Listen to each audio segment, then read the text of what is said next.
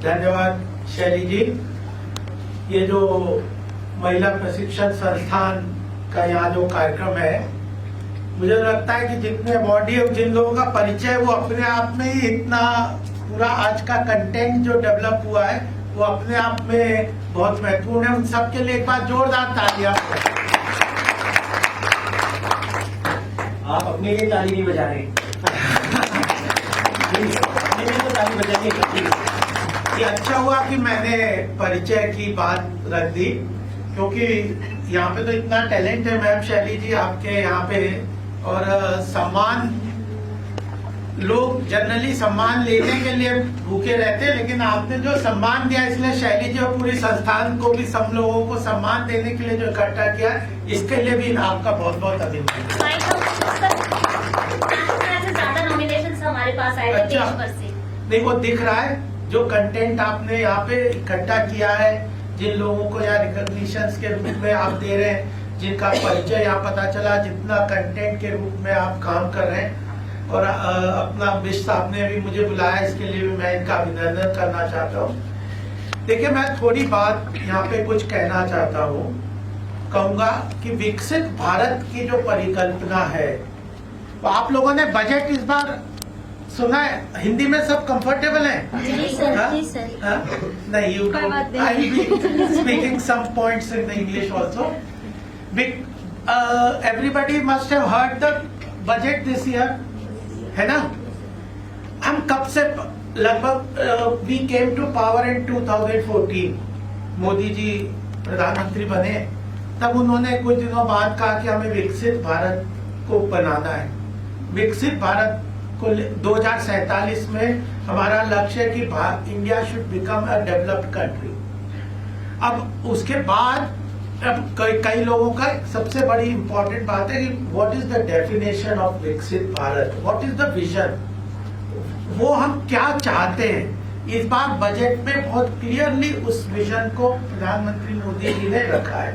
3 चीजें कही है विकसित भारत के लिए, और यहाँ पे महिलाओं को देख के तो मुझे और भी उत्साह हो रहा है कि उसमें प्रधानमंत्री जी ने जो उसमें कहा है कि एक महत्वपूर्ण बात है कि जो 50% हमारी देश की जनसंख्या है महिलाओं की, उसका 70% पार्टिसिपेशन इकोनॉमिक एक्टिविटी में होना चाहिए। The women should 70% of the women population in the country should participate in economic activity। और जब 2014 में सबसे पहले जनधन अकाउंट प्रधानमंत्री जी ने लेके आए थे, और उसमें फाइनेंशियल इंक्लूजन की बात कही आप लोगों ने, फाइनेंशियल इंक्लूजन की जब बात हुई थी तो उन्होंने कहा था कि किसी भी तरह से महिलाओं को फाइनेंशियली इंडिपेंडेंस हम अगर सुनिश्चित करेंगे, और उसके लिए उनका अगर अपना बैंक अकाउंट खुल जाएगा। मैं उस वक्त as a financial inclusion program में कई कॉलेजेस में गया, बातचीत की, देखते थे वहां पे ऐसे ऐसे एग्जाम्पल आए। महिलाओं ने बताया कि मेरा जब बैंक अकाउंट खुल गया, पहले मैं अपने भाई के ऊपर डिपेंडेंट थी, मेरे पति के ऊपर डिपेंडेंट थी, मैं छोटे छोटे काम नहीं कर सकती थी क्योंकि मेरा बैंक अकाउंट नहीं था। कहाँ पैसा जमा करूंगी, कहाँ से मुझे लोन मिलेगा, कैसे मैं मार्केट एक्सेस करूंगी। तो उन्होंने सबसे महत्वपूर्ण बात की कि जनधन अकाउंट के माध्यम से महिलाओं का अपना अकाउंट खुल जाए, और अकाउंट खुलने से फाइनेंशियल इंडिपेंडेंस आ जाए, ये उनका विजन था।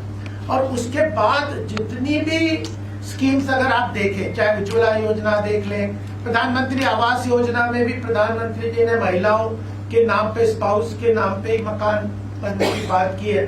अभी उसके बाद जो हर घर जल योजना के अंतर्गत भी उनका वही विजन है, और आने वाले में नारी बंधन अधिनियम जो लेके आए, और अब जो जिस तरह से आजकल बात कर रहे हैं कि नारी सशक्तिकरण की बात है, तो मेजॉरिटी ऑफ स्कीम्स में प्रधानमंत्री मोदी जी का, हमारी सरकार का फोकस है कि महिलाओं का एम्पावरमेंट हो, फाइनेंशियल इंडिपेंडेंस हो, उनकी इकोनॉमिक पार्टिसिपेशन। और अब तो क्लियर कट विजन में 3 चीजें विजन में रखी है। विकसित भारत की बहुत चीजें हो सकती है, लेकिन विकसित भारत की क्लियर कट विजन में रखा है कि विमेन फोर्स का 70% पार्टिसिपेशन इकोनॉमिक एक्टिविटी होना चाहिए। सेकंड, विकसित भारत की क्या है कि कई बार हमें सरकार के डायरेक्शन, हम सब इकोनॉमिक एक्टिविटी में यहाँ जुड़े हुए, सरकार के फोकस एरिया, सरकार के स्कीम्स का कहाँ फोकस है, कहाँ पे सरकार के इन्वेस्टमेंट आने वाले हैं, कहाँ पब्लिक सेक्टर अंडरटेकिंग इन्वेस्टमेंट करती है, कौन सी एक्टिविटीज देश में प्रगति की तरह आगे बढ़ेगी, उन चीजों की अगर हमें जानकारी मिल जाती है तो हम लोग अपनी एक्टिविटीज को उससे अलाइन कर देते, तो अपने कैरियर को भी स्ट्रॉन्ग कर लेते और फिर हम अपने परिवार को भी स्ट्रॉन्ग कर लेते हैं और समाज में हम देश में भी ज्यादा कंट्रीब्यूट कर सकते हैं। तो सेकंड विकसित भारत का जो संकल्प उन्होंने रखा है वो रखा है 100% पॉवर्टी एलिविएशन। देश में गरीबी से पूरी तरह से मुक्ति हो जाएगी। 100% पॉवर्टी एलिविएशन। 25 करोड़ लोगों को पिछले 4 साल में गरीबी की रेखा से नीचे निकाला है। हम लोगों ने देश में गरीबी हटाओ वगैरह के नारे तो बहुत बार सुने थे, लेकिन गरीबी उन्मूलन का काम नहीं हुआ था। इस बार फोकस तरीके से जन कल्याणकारी योजनाओं के माध्यम से यह है और टारगेट रखा है कि 2047 तक 0% पॉवर्टी वो रहेगी। और उसके साथ 2 और चीजें रखी है। Human resource is very important. महिलाओं का बहुत बड़ा रोल है परिवार के अंतर्गत। Health and education.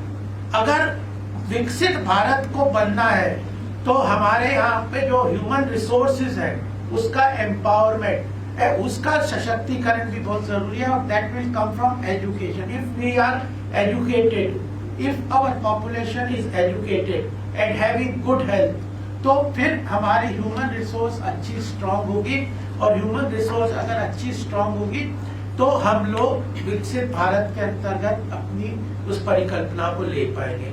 तो विकसित भारत के 4 परिकल्पना हैं जो कि टारगेटेड तरीके से इस बार बजट में बहुत क्लियरली उन्होंने डिफाइन किए। उसमें है कि 0 poverty, 100% poverty alleviation, 70% women force participation in economic activity and third is education, complete educated, fully educated citizen of the country and having good health. तो आयुष्मान भारत और ये सारी स्कीम्स है। तो जो सरकार की जो व्यापक स्कीम है 4 विजन को लेके चल रही है। अब मैं दूसरी बात ये कहना चाहता हूँ विकसित भारत के लिए, ज्यादा लंबा मैं नहीं बोलूंगा, कि हमारा देश, हम सरकार ने इस बजट में 4 फोकस यानी 4 सेगमेंट ऑफ सोसाइटी जिसके लिए आगे सरकार काफी काम करने की कोशिश करके प्रयास करेगी और आगे काम करेगी, वो है ज्ञान यानी गरीब। इन 4 सेगमेंट्स को हम विकास के रास्ते पे आगे लेके जाएंगे। गरीब, पुअर, ज्ञान, यंग, यूथ, अन्नदाता, एग्रीकल्चर एंड नारी शक्ति। तो ये 4 सेगमेंट है जिसके ऊपर सरकार बहुत तेजी से काम करेगी ज्ञान के रूप में। देखिए बजट के पूरी परिकल्पना को कितने स्पष्ट तरीके से उन्होंने बता दिया। और भारत अगर विश्व गुरु के स्थान में बनना चाहता है, ग्लोबल लीडरशिप का अचीव करना चाहता है, तो इकोनॉमिकली पावरफुल होना पड़ेगा। अगर इकोनॉमिकली पावरफुल अगर हमारा देश नहीं होता तो विश्व आज जो हमारे पूरे विश्व में अगर हम देखते हैं कि भारत के प्रति इतना सम्मान आ रहा है, या कई countries even including African countries etcetera look towards India for India leadership. They do it because people across the globe consider that in next 2-3 decades economic activities are shifting towards India and the world want to participate, whether it is European countries, whether it is American or Southeast Asian countries or even Gulf countries, everything, even African countries. They think that Indian global economic activity is going to shift towards India, and if they want to get benefit out of it, they should have participation into India, and therefore that so much of interest is there for India. और भारत भी है, हम अपने भारत में, क्योंकि मैं आर्थिक विषय पार्टी के देता हूँ, तो हम ये मान के चलते हैं कि अगर ग्लोबल लीडरशिप भारत को अटेन करनी है तो हमें इकोनॉमिक पावर बनना है। Without being an economic power we can not attain the global leadership. तो इकोनॉमिक एक्टिविटी पे पूरा फोकस करके काम चलने वाला है। तो सेकंड पार्ट जो बजट का था सेगमेंट के बाद, थर्ड उन्होंने कहा कि अगर इकोनॉमिक पावर बनना है तो हमने 4 एरियाज आइडेंटिफाई किए हैं। उसमें एमएसएमई सबसे महत्वपूर्ण है, जहां पे सरकार बहुत काम करने वाली है। मैन्युफैक्चरिंग स्ट्रॉन्ग करने के लिए एमएसएमई जैसे माइक्रो लोन्स भी देने, मुद्रा लोन भी देने, जो स्टार्टअप स्टैंड अप योजना है, इन सब योजनाओं के माध्यम से छोटे छोटे लघु उद्योगों को और कॉटेज इंडस्ट्रीज को, महिलाओं के सेल्फ हेल्प ग्रुप को, कोऑपरेटिव सेक्टर्स को, इनके अंदर बहुत सारे इनिशिएटिव्स लिए हैं ताकि small manufacturing area MSME sectors flourish करें। Manufacturing second is the agriculture sector. 57% हमारी पॉपुलेशन जो है वो एग्रीकल्चर पे डिपेंडेंट है और उसका कंट्रीब्यूशन आज ओनली 15-16% ही जीडीपी में है। तो agriculture sector is the second main area और उसके अंदर बजट में there are 12 appendix and these 12 appendix contain individually कि एग्रीकल्चर में हम क्या करेंगे, एमएसएमई में क्या करेंगे, इन्वेस्टमेंट क्या करेंगे। इन्वेस्टमेंट का भी थर्ड एरिया है जहाँ पे सरकार बहुत फोकस करने वाली है।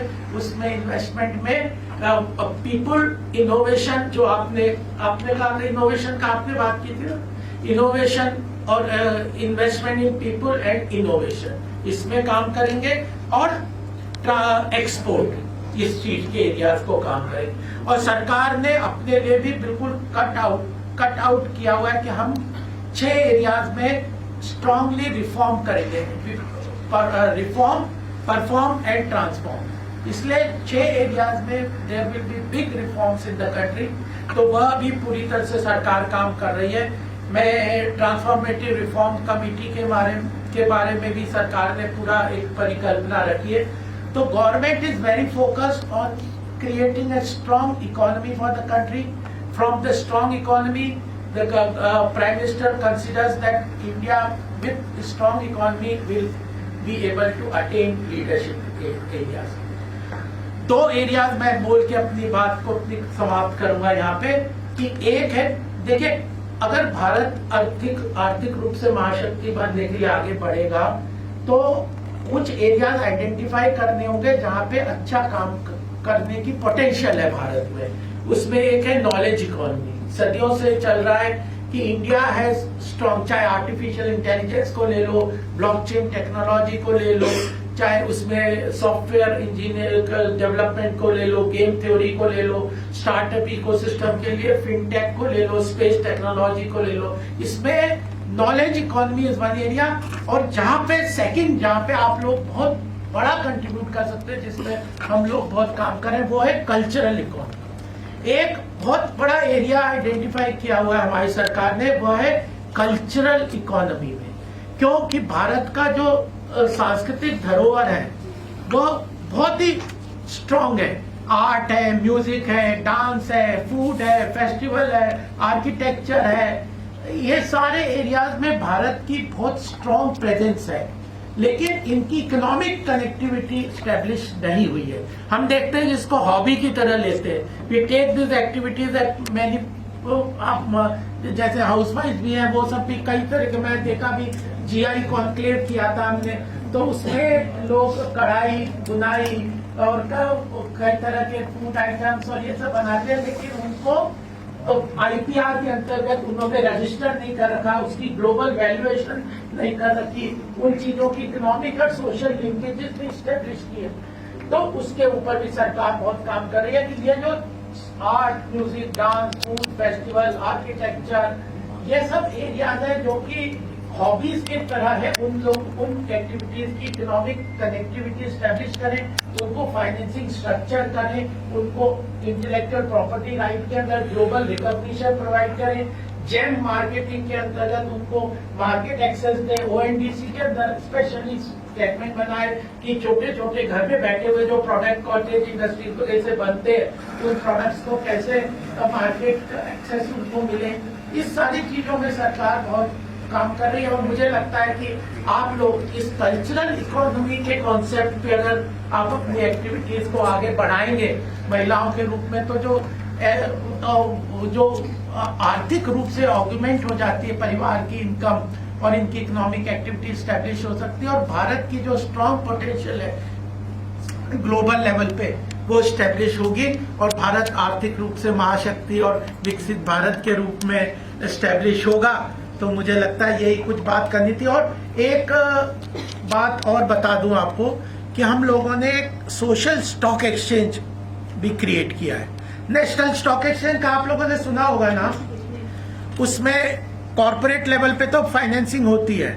हम लोगों ने एक सोशल स्टॉक एक्सचेंज करके एक अलग सेगमेंट नेशनल स्टॉक एक्सचेंज में बनाया, जो सोशल एक्टिविटीज है, where you are doing lot of social activities, work etcetera, they can get cloud funding, they can get CSR funding, they can get other financial support from the various financial institutions like SIDBI and NABARD and every institutions। तो अगर आप अपने सारे NGOs, वो NGOs के लिए platform बना हुआ है, सोशल स्टॉक एक्सचेंज करके है, वहां पे आप अपने एनजीओज वगैरह को रजिस्टर कर देंगे, अपने स्कीम्स को वहां पे अपलोड कर देंगे, तो सर वहां पे जैसे मैं पब्लिक सेक्टर, चौथा पब्लिक सेक्टर अंडरटेकिंग है, CSR फंडिंग वगैरह सरकार काफी करती है, गवर्नमेंट के बैंक्स भी करते हैं, तो वहां से वो प्रोजेक्ट को एक बार अप्रूव हो जाते हैं तो उन प्रोजेक्ट्स को पिकअप करके फाइनेंसिंग करने में आसानी हो सकती है। तो CSR फंडिंग के लिए भी those projects etcetera are very important to be listed on that social stock exchange. तो cultural economy, I want you to take away, कोई भी चीज की इंपॉर्टेंस होती है कि वहां से what is the takeaway. विकसित भारत का संकल्प लेके हम चल रहे हैं, महिलाओं का बहुत बड़ा उसमें पार्टिसिपेशन होने वाला है, उसके लिए सरकार पूरी तरह से प्रतिबद्ध है, काम कर रही है।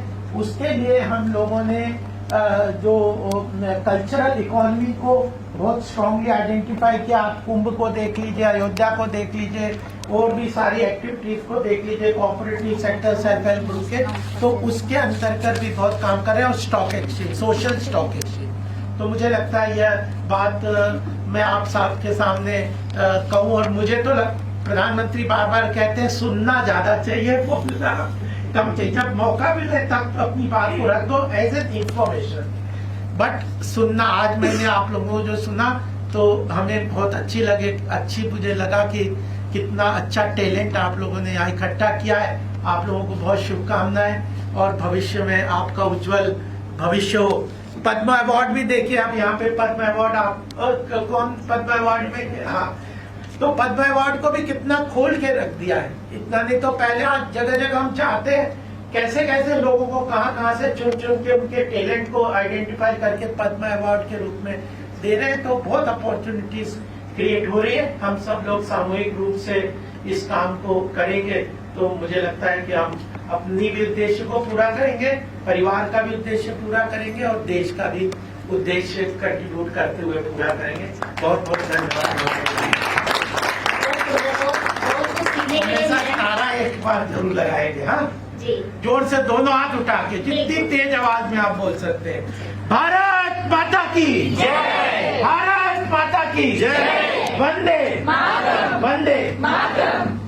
बहुत सुंदर, आपने तो हमारे अंदर, सभी के अंदर देशभक्ति के साथ साथ जोश भी भर दिया।